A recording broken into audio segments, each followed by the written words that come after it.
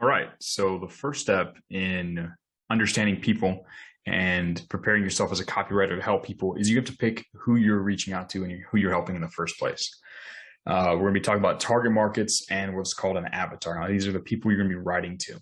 I have a saying that I like to repeat, and it's whoever impacts the reader at the deepest level wins. Of course, that's me. I came up with that saying, but it's true. In the market out there in the world, whoever can impact, whoever can connect or persuade a person the deepest out of anyone in the world, that's the person who wins their trust, who wins their business, who they'll pay for their products and services. So specificity gives you power. If you try and help everyone or sell a product to everyone in the entire world, you'll end up helping no one. But if you're able to focus your efforts and communication on a defined group of people, you can impact them significantly on a significantly higher level, right? Now, when you're sitting down to figure this out, your target market, that's the defined group of people who will get the most out of your product or service. If you focus on them and their specific problems or dreams and roadblocks, you can communicate in a way that allows you to impact them on a deeper level than anyone else in the market, right? So when you're sitting down to write copy for a specific product, the first step is to sit down and ask yourself, who's the ideal target market for this product? Who is going to be the person who's going to get the most out of this product or service? Once you've got that figured out, then you're going to use the following trick to make sure you write in a way that resonates deeply with them. And you do that by creating what's called an avatar. Now, an avatar is a single person that embodies the characteristics of your target market. They're the person you picture in your mind, the single person you picture in your mind as you write. And I like to imagine that they're like sitting in front of me and I'm speaking only and directly to them through the words that I'm writing. So for example, let's run through this process. Let's say that the target market for the copywriting campus is 19 to 25-year-old men who are hungry to get wealthy and live free from the matrix. That's a really basic level. I'd get a little more to define my target market, but let's say that's the target market, right? Let's say.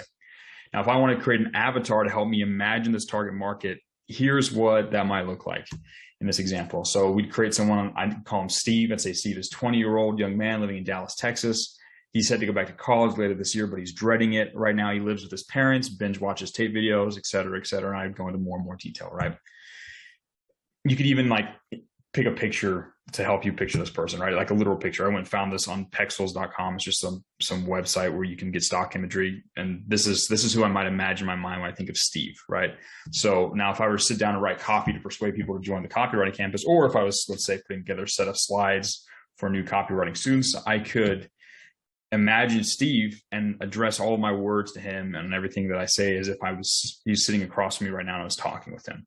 Now, what that does is that gives my writing a personal edge.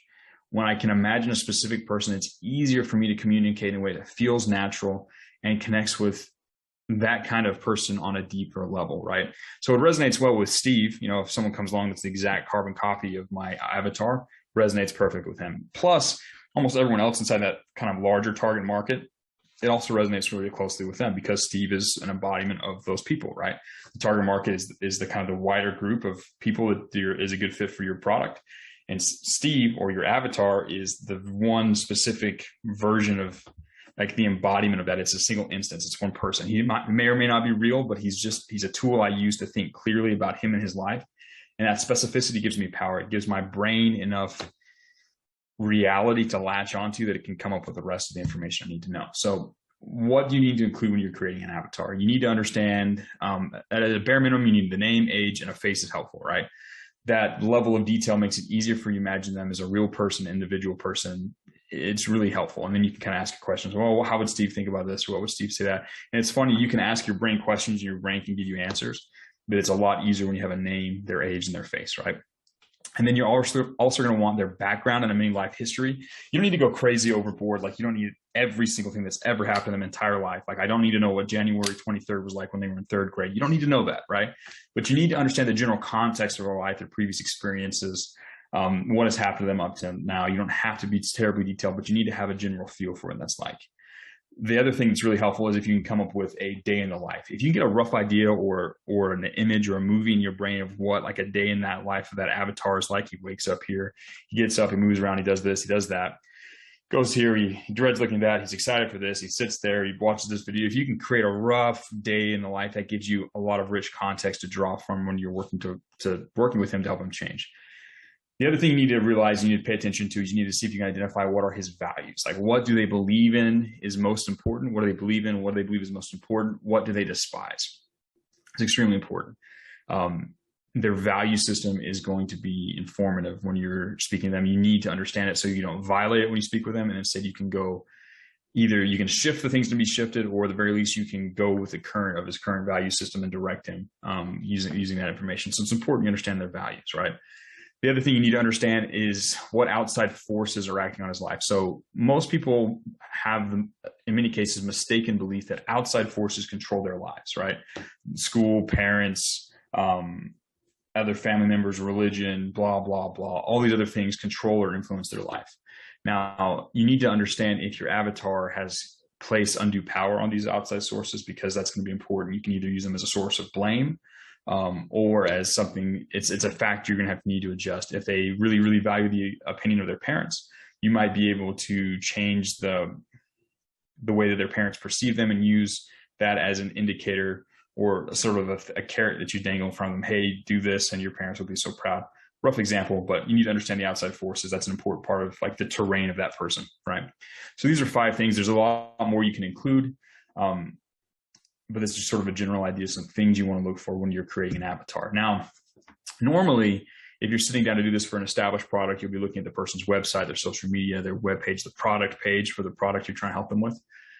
And usually you can get enough information from a product page. You can tell kind of by the context clues who they're talking to, kind of, you can get most of the information for who their target market is at least, right?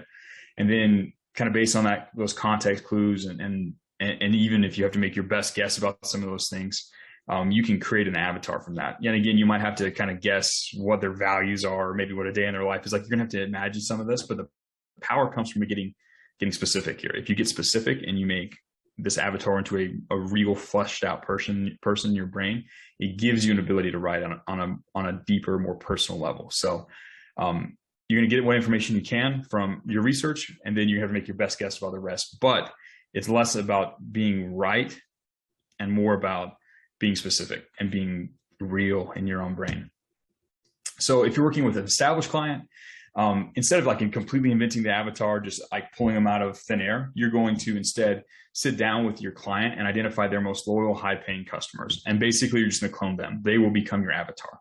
So when you sit down to write, you'll just think, oh, this guy's a really great client. Tim has experienced all these benefits. I'm going to write to Tim, but I'm going to write to Tim basically the version of Tim that existed before he started using this product or service. So that's the avatar you can even create. Having an existing client makes it a lot easier to sort of supercharge or speed up this process. So defining the target market, figuring out who are the ideal customers for this product, who is going to get the most benefit out of this, who's going to pay the most, who's going to be the best ideal customer for this product. That's step number 1. It's extremely important.